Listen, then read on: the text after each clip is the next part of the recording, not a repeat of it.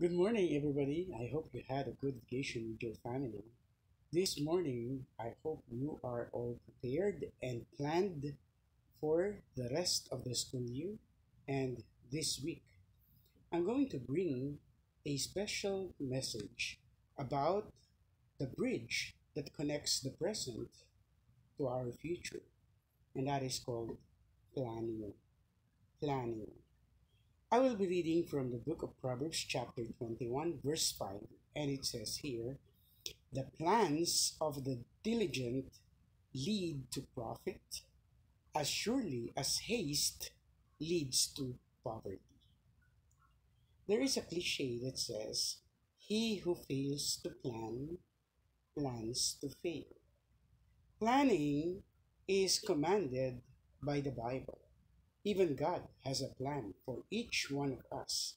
As our favorite verse in Jeremiah chapter 29, verse 11 says, that God has a plan and He knew what He had planned for our lives.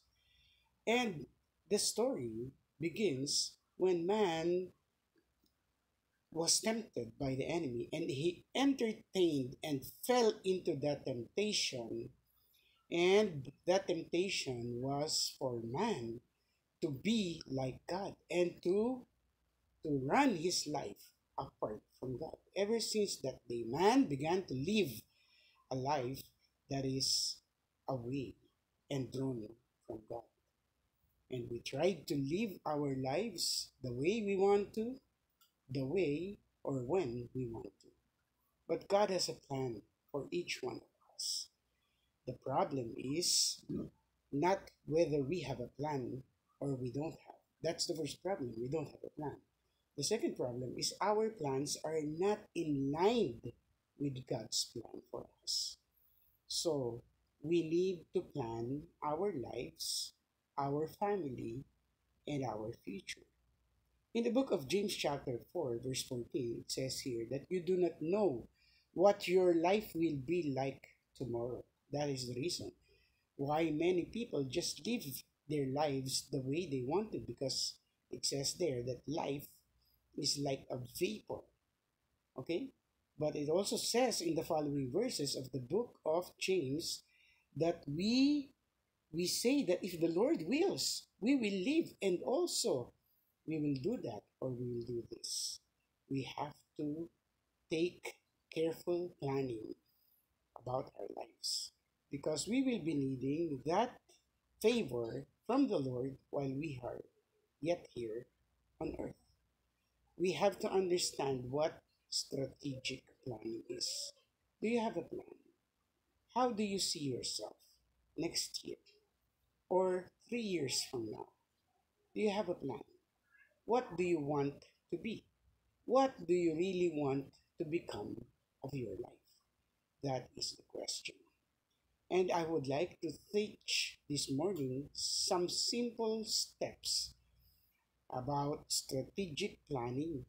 And it is a process that helps us to focus on aligning the unique gifts and resources that God has given us to take advantage of our opportunities. You see, there will come a time in the future that you will have the opportunities for your lives, for our lives to be changed.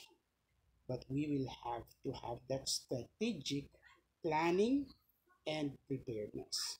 I will be sharing with you four of the steps that William Ward gave about planning.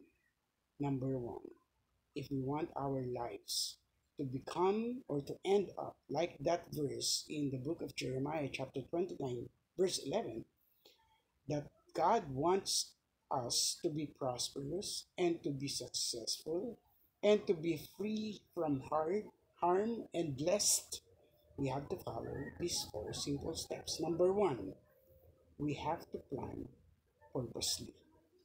Nothing just happens. Everything that will happen in our lives is a result of careful, specific, and strategic planning or the lack of it.